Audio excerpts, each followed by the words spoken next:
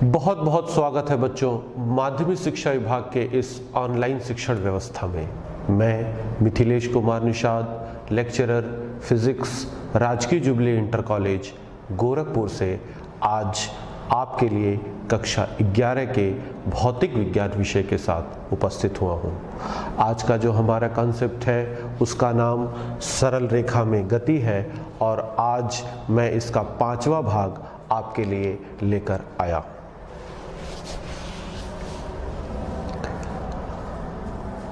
बच्चों, आज के चर्चा के बिंदु को देख लेते हैं। सबसे पहले हम एक समान त्वरण से गतिमान वस्तु के लिए शुद्ध गतिकी संबंधी समीकरणों की स्थापना करेंगे, परंतु ये स्थापना हम ग्राफीय विधि से करेंगे।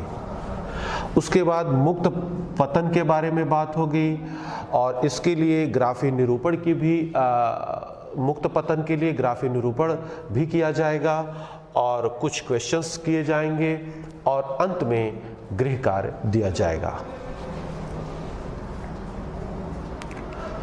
तो आते हैं बच्चों सबसे पहले टॉपिक पे, जिसका नाम है एक समान त्वरण से गतिमान वस्तु के लिए शुद्ध गतिकी संबंधी समीकरण। बच्चों, यहाँ पर आपको एक ग्राफ दिखाया जा रहा है। ग्राफ में आप एक्स एक्सिस को देखिए, एक्स एक्सिस पे समय खींचा गया है, वाई एक्सिस पर वेग खींचा गया है और आपके सामने एक AB वक्र दिखाया जा रहा है। बच्चों, ये AB वक्र दरअसल VT वक्र है और इस वक्र पर हम दो बिंदु चुन लेते हैं। एक बिंदु का नाम A है और दूसरे बिंदु का नाम B है। बच्चों, बिंदु A के सापेक्ष जो समय है वो 0 है और वेग v0 है, अर्थात v0 वस्तु का आरंभिक वेग है, जबकि बिंदु B के सापेक्ष जो समय है वो t है और वेग v है। इसका अर्थ ये हुआ कि वेग v इस 0 से लेकर के t समयांतराल के बीच का के लिए अंतिम वेग v है। बच्चों, हम सबसे पहले स्थापना करेंगे फर्स्ट इक्वेशन का। आपको पिछले लेक्चर में औसत त्वरण के बारे में बताया गया। औसत त्वरण के बारे में आपको बताया गया कि यह वेग परिवर्तन और समयांतराल के अनुपात के बराबर होता है। आप इस चित्र को देखिए और जरा देख करके यह बताइए कि वेग परिवर्तन कितना होगा। इसके लिए हम क्या करते हैं कि बिंदु A से समय अक्ष के समानांतर एक रेखा खींचते हैं, जो कि मान लीजिए कि बिंदु C पर मिलता है और आप इस चित्र को देख करके बता सकते हैं कि BC की वैल्यू v माइनस v0 के बराबर होगी और A से लेकर के C तक की वैल्यू समयांतराल t माइनस 0 के बराबर होगा। तो यहाँ से वेग परिवर्तन आप देख सकते हैं। अंतिम वेग अभी अभी आपको बताया गया v है और आरंभिक वेग v0 है, तो वेग परिवर्तन होगा v माइनस v0 और समयांतराल की चर्चा भी आपसे की गई t माइनस 0। इस प्रकार ये हो जाता है v minus v0 upon t। औसत त्वरण को आपको पहले ही बताया जा चुका है, इसे हम a बार से व्यक्त करते हैं, परंतु चूंकि वस्तु एक समान त्वरण से गतिमान है इसलिए औसत त्वरण का मान तात्क्षणिक त्वरण के बराबर होगा। अब आप यहाँ पर क्रॉस मल्टीप्लाई कर दीजिए तो आपको मिलेगा v minus v0 is equal to 80 और फाइनली आप लिख सकते हैं v is equal to v0 plus 80। इस तरह से आपको शुद्ध गतिकी संबंधी पहले समीकरण की स्थापना हो जाती है, जहां पे v0 आरंभिक वेग है, v अंतिम वेग है, a त्वरण है और t समय है।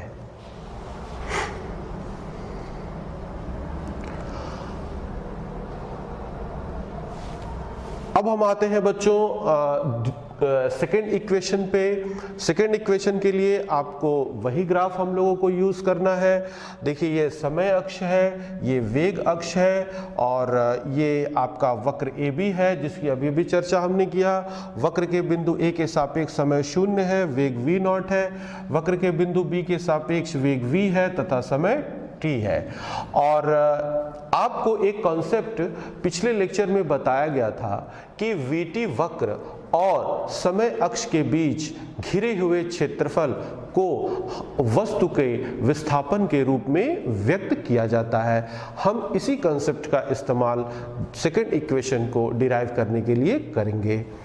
तो आप देख लीजिए ये जो vt वक्र AB है और समय अक्ष आप देख रहे हैं, इसके बीच जो घिरा हुआ क्षेत्रफल है उसे हम सुविधा के लिए दो आकृतियों में बटा हुआ मान सकते हैं। सबसे पहले आप देखिए एक त्रिभुज आपको दिखाई दे रहा है ABC और फिर एक आयत आपको दिखाई दे रहा है OACD।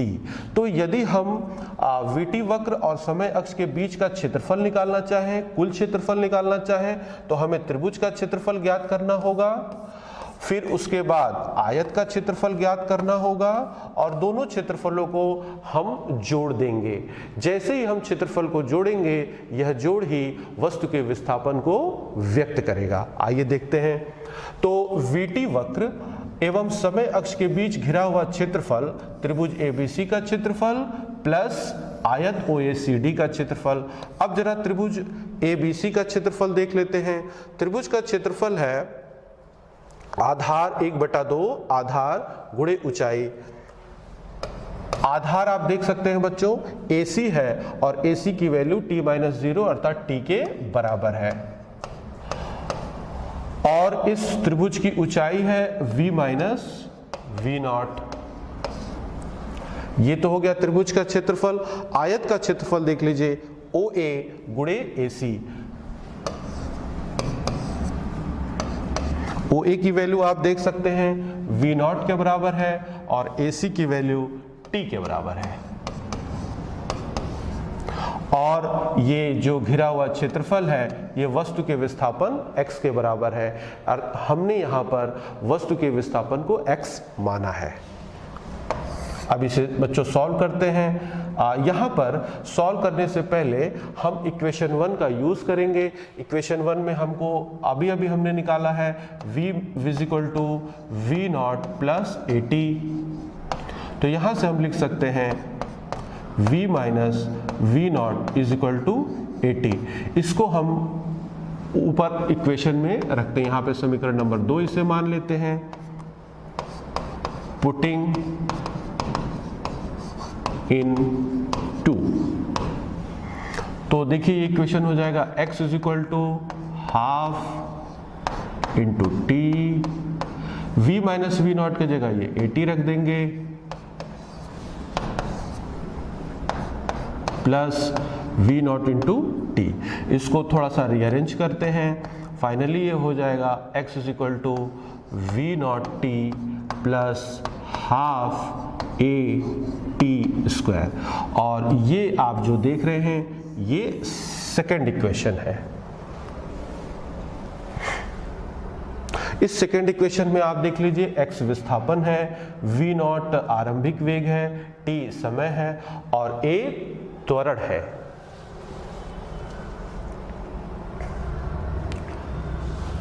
अब आते हैं बच्चों तीसरे इक्वेशन पे। तीसरे इक्वेशन के लिए हम का डेरिवेशन हम सेकेंड इक्वेशन से ही कर सकते हैं। देखिए कैसे।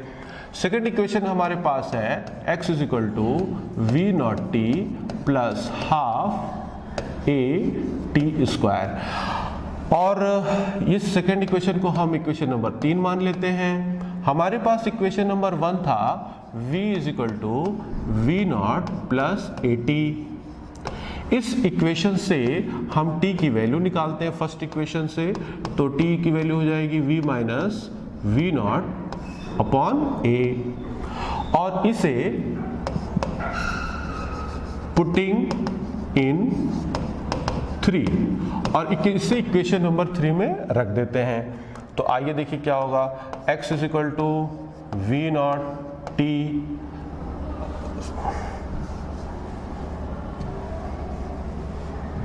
We naught plus a t by 2 t यहाँ से हम कॉमन ले लेते हैं इक्वेशन नंबर 3 में, फिर हम टी की वैल्यू रखते हैं V naught plus A by 2 into T की वैल्यू देखिए V minus we naught by 2 into we minus we naught by A, sorry A. यहाँ से देखिए ए कैंसिल हो जाएगा और ये बचेगा v naught plus v minus we naught by 2 into we minus we naught by a. इसको अगर हम सॉल्व करें तो ये आएगा v plus v naught by 2 और इधर हो जाएगा v minus we naught by a, और इधर तो x है ही है। अब आप a plus b into a minus b का फार्मूला यहाँ पर अप्लाई कर दीजिए। फाइनली ये बन जाएगा x is equal to v square minus we naught square upon 2a, और इसका क्रॉस मल्टीप्लाई कर दीजिए तो ये हो जाएगा v square minus we naught square is equal to 2xa, तो ये हो जाएगा v square is equal to v naught square plus 2xa। ये तीसरा शुद्ध गतिकी का तीसरा समीकरण आपके सामने स्थापित हो गया है। बच्चों यहाँ पर मुझे आपसे एक बात कहना है कि ये जो तीनों समीकरणों की हमने स्थापना की है, ये तीनों समीकरण दरअसल 5 चर राशियों के बीच के संबंध को व्यक्त करता है। वे कौन कौन सी राशियाँ हैं? सबसे पहले स्थिति या विस्थापन कह सकते हैं, समय, त्वरण, आरंभिक वेग और अंतिम वेग। इन्हीं 5 राशियों के बीच में जो संबंध है वो इन तीनों समीकरणों के द्वारा व्यक्त किया जाता है।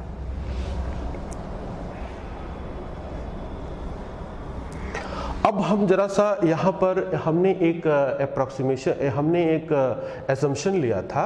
वो एजम्पशन ये था कि t इज इक्वल टू 0 पर हमने वस्तु की स्थिति शून्य अर्थात x इज इक्वल टू 0 मान करके अभी अभी हमने इक्वेशन को आपके लिए डिराइव किया था।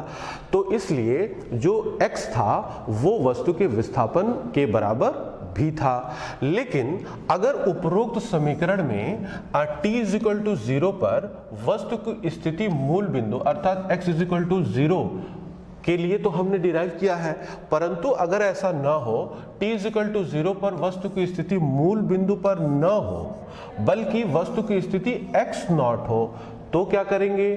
तो इक्वेशन में x के जगह पे आपको x माइनस एक्स नॉट रखना पड़ेगा और फिर उसी हिसाब से इक्वेशन चेंज हो जाएगा। अब आप देखिए जो पहला इक्वेशन है v is equal to v naught plus 80, चूंकि इसमें x आया ही नहीं है इसमें कोई परिवर्तन नहीं होगा। दूसरा इक्वेशन देखिए x is equal to v naught T plus half a t square, इसमें x के जगह पे आप x माइनस एक्स नॉट रखेंगे तो ये हो जाएगा x is equal to x naught plus v naught T plus half a t square.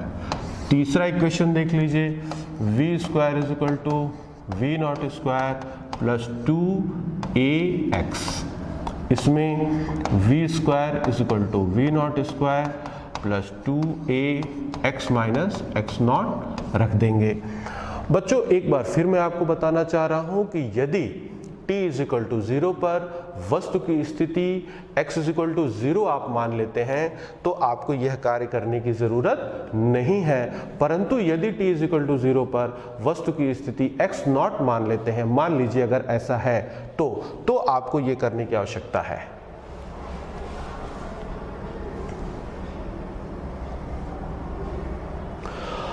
अब बात करेंगे बच्चों हम लोग फ्री फॉल की। फ्री फॉल जिसको कि हम मुक्त पतन भी कहते हैं, ये क्या है बच्चों? यदि पृथ्वी की सतह से कुछ ऊंचाई पर से किसी वस्तु को छोड़ दिया जाए, हम पृथ्वी की सतह पर कुछ ऊंचाई पर किसी वस्तु को ले जाएं और उसे मुक्त रूप से छोड़ दें, तो फिर क्या होगा, उस वस्तु पे गुरुत्व बल कार्य करने लगेगा, जिसके कारण वो वस्तु ऊर्ध्वाधर नीचे की तरफ स्वतंत्रता पूर्वक गिरने लगेगी और इस गिरने के दौरान वस्तु के वेग में समय के सापेक्ष परिवर्तन होने लगेगा, जिससे कि वस्तु में एक त्वरण उत्पन्न हो जाएगा। लेकिन यह जो त्वरण उत्पन्न होगा यह गुरुत्व बल के कारण होगा, इसलिए इस प्रकार से उत्पन्न होने वाले त्वरण को हम नाम देंगे गुरुत्व जनित त्वरण या गुरुत्वीय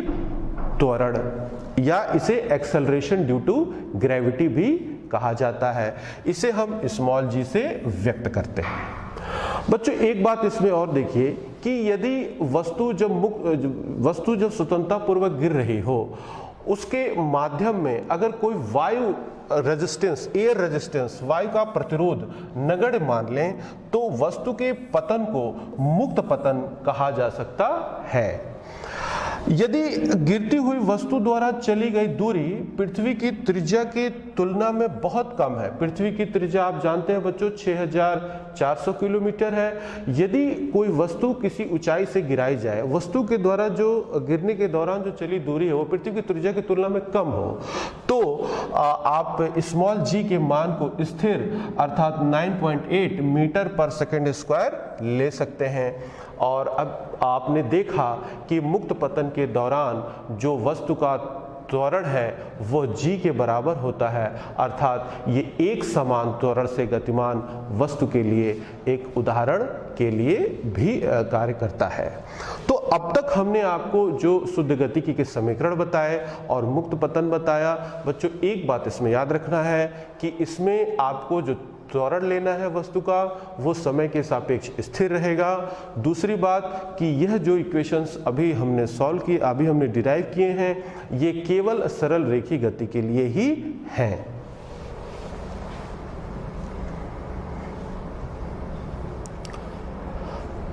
अब मुक्त पतन के लिए गति के समीकरण देख लेते हैं। अभी अभी आपने देखा कि गुरुत्वीय त्वरण चूंकि गुरुत्वीय बल के कारण उत्पन्न हुआ है और इसकी दिशा सदैव ऊर्ध्वाधर नीचे की तरफ होती है। साइन कन्वेंशन आप जानते हैं, ये प्लस प्लस माइनस माइनस और ये मूल बिंदु है, अर्थात ऊर्ध्वाधर नीचे की जो दिशा है वो ऋणात्मक होने के कारण गुरुत्वीय त्वरण का मान सदैव ऋणात्मक लिया जाएगा, -9.8 मीटर पर सेकेंड स्क्वायर। और चूंकि मुक्त पतन में वस्तु को विरामावस्था से गिराते हैं, मैंने बोला कि पृथ्वी के सतह से कुछ ऊंचाई पर से वस्तु को जब छोड़ दी जाए, छोड़ने का मतलब कि वो वस्तु t=0 पर विरामावस्था में थी, अर्थात t=0 पर वस्तु का आरंभिक वेग 0 होगा। ये दो शर्तें मुक्त पतन के लिए हैं। बच्चों एक बात, अब इन दोनों शर्तों के बाद हम मुक्त पतन के लिए गति के समीकरणों के बदले हुए स्वरूप को आपको दिखाएंगे। सबसे पहले हमारे पास समीकरण है v = v0 + at। इस समीकरण में क्या परिवर्तन हो जाएगा, v0 अभी अभी देखा आपने 0 हो गया और a की जगह -9.8 आ गया इंटू t,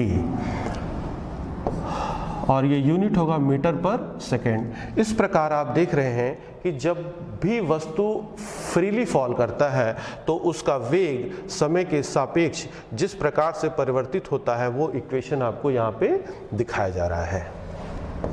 इसके बाद दूसरा समीकरण में देखिए क्या परिवर्तन होता है, x = v0t + ½ at²। यहाँ पर आपको x v0 आप देख लीजिए 0 है और a की वैल्यू आप -9.8 रखेंगे, फिर 2 से डिवाइड करेंगे तो ये हो जाएगा 4.9 t²। और चूंकि x वस्तु ऊर्ध्वाधर नीचे की तरफ गिर रहा है, y एक्सिस की दिशा में गिर रहा है, इसलिए आप x के जगह पर y लेंगे। ये समीकरण वस्तु की स्थिति का समय के सापेक्ष किस तरह परिवर्तन होता है उसे ये व्यक्त करता है। तीसरे समीकरण पर आ जाइए, v square is equal to v naught square plus 2ax।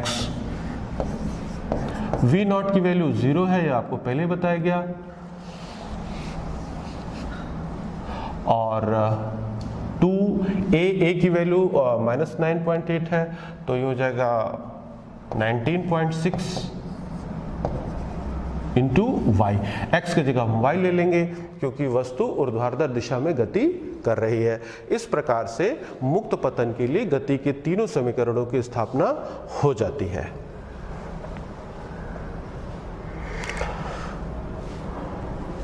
अब हम बात करेंगे मुक्त पतन में वस्तु की गति का ग्राफीय निरूपण। सबसे पहले बात होगी समय के सापेक्ष वस्तु के त्वरण में कैसे परिवर्तन होता है।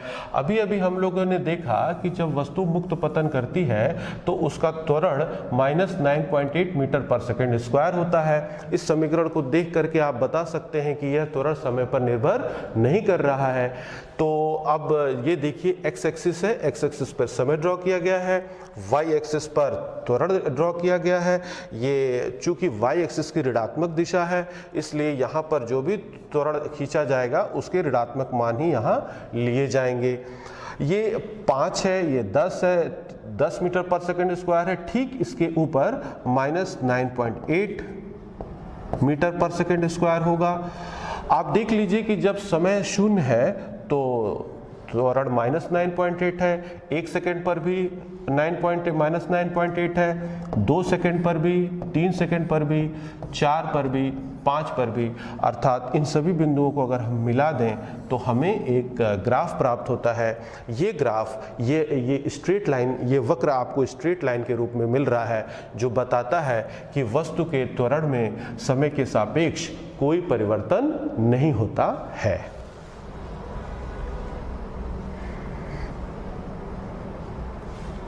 दूसरा देख लीजिए बच्चों, जब समय के सापेक्ष वस्तु के वेग में किस प्रकार से परिवर्तन होगा। अभी अभी हम लोगों ने मुक्त पतन में वस्तु के वेग और समय के बीच में यह संबंध स्थापित किया, v = -9.8 इंटू स्मॉल टी। अब इसी को ग्राफिकली देखेंगे। इसके लिए हम पहले आंकड़े देखेंगे। यहाँ पर समय लिया गया है एक कॉलम में, दूसरे कॉलम में उनके संगत वेग लिए गए हैं। समय 0, 1, 2, 3, 4, 5 सेकंड लिया गया है। वेग, संगत वेग मीटर पर सेकंड में लिए गए हैं जिनके मान आपको यहाँ दिखाए जा रहे हैं। देखिए अब ये वाई एक्सिस की ऋणात्मक दिशा में हमने वेग ड्रॉ किया है, वेग के ऋणात्मक मान इधर लिए जाएंगे। और देखिए जब समय 0 है तो वेग 0 है, समय 1 सेकंड है तो वेग -9.8 है, समय 2 सेकंड है तो वेग -19.6 है, समय 3 सेकंड है तो वेग -29.4 है, समय 4 सेकंड है तो वेग 39.2 है, समय 5 सेकंड है तो वेग -49.0 है। यदि इन सभी बिंदुओं को हम मिला दें तो हमें एक वक्र प्राप्त होता है। यह वक्र हमें यह बताता है कि समय के सापेक्ष वस्तु के वेग में किस प्रकार से परिवर्तन हो रहा है।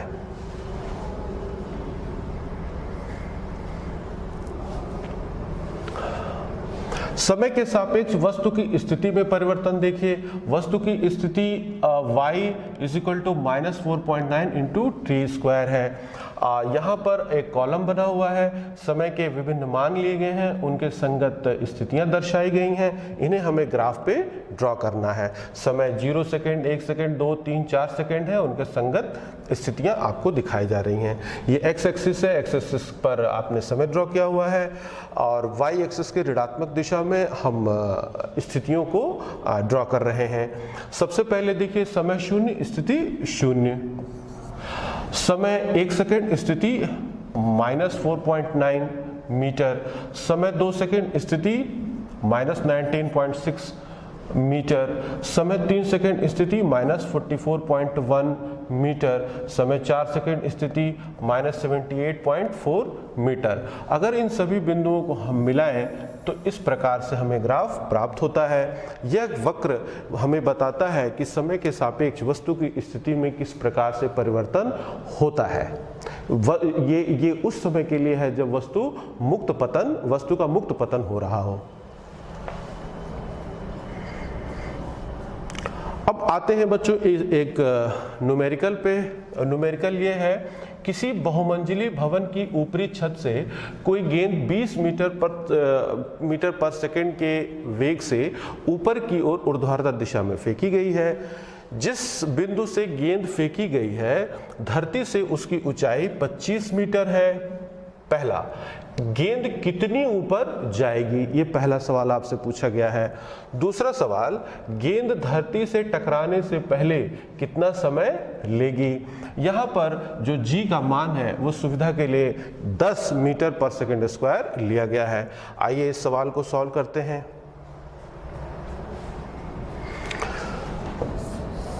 मान लीजिए बच्चों ये कोई बहुमंजिली इमारत है, ये ग्राउंड है, यहाँ पर कोई गेंद है और इस गेंद ये t=0 पर गेंद की गति प्रारंभ होती है।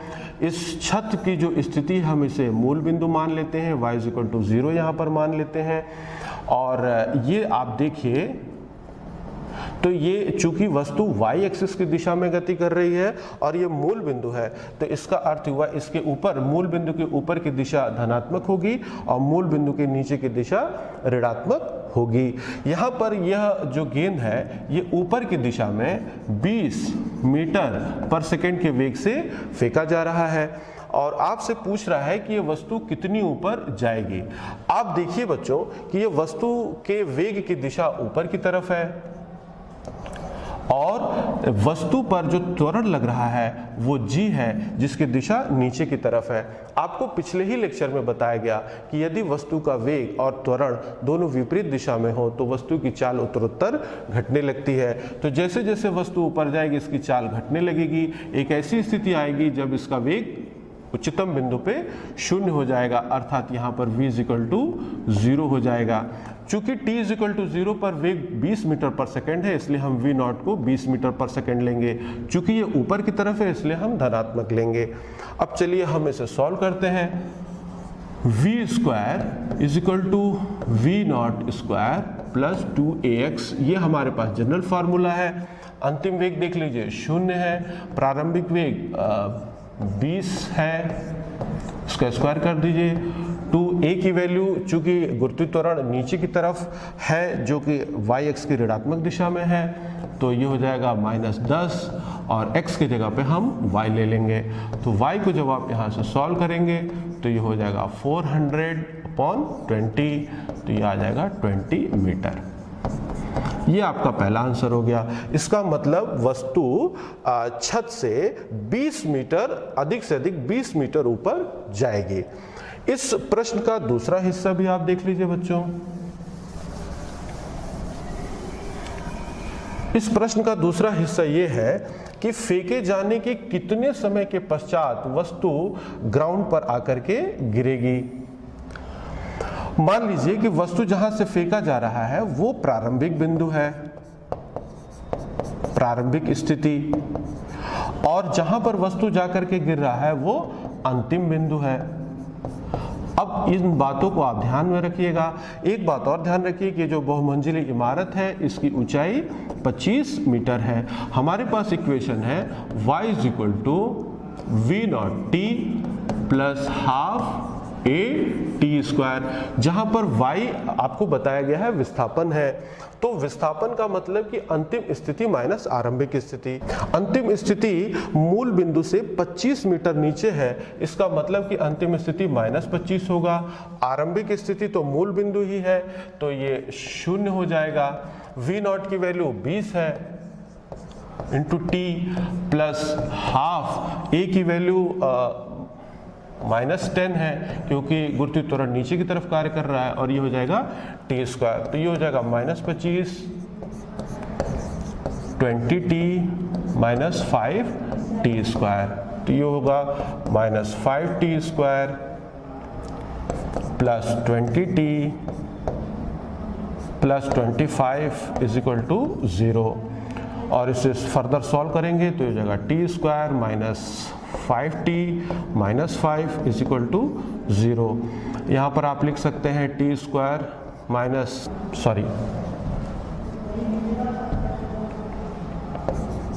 हम लिख सकते हैं -5t प्लस t -5 = 0।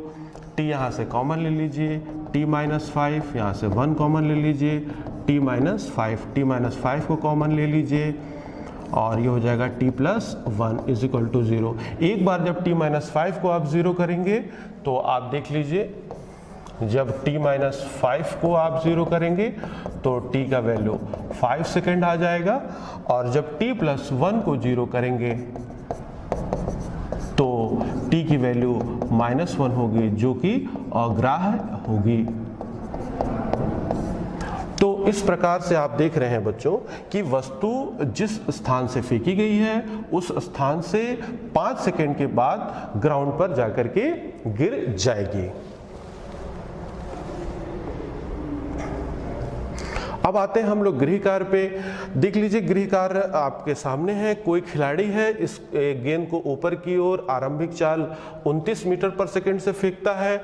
इसमें आपको कुछ प्रश्न पूछे गए हैं। गेंद ऊपर की ओर गति के दौरान त्वरण की दिशा क्या होगी, इसकी गति के उच्चतम बिंदु पर गेंद के वेग और त्वरण क्या होंगे, गेंद के उच्चतम बिंदु पर स्थान व समय को अगर x = 0 t = 0 चुन लिया जाए तो ऊर्ध्वाधर नीचे की ओर दिशा को x अक्ष की धनात्मक दिशा मान लिया जाए तो गेंद के ऊपर और नीचे की ओर गति के दौरान स्थिति, वेग और त्वरण के चिन्ह क्या होंगे, किस ऊंचाई तक गेंद ऊपर जाएगी, कितनी देर के बाद गेंद खिलाड़ी के हाथों में आ जाएगी। यहाँ पे g की वैल्यू आपको 9.8 मीटर पर सेकंड स्क्वायर रखना है और एयर रेजिस्टेंस को आपको 0 मानना है।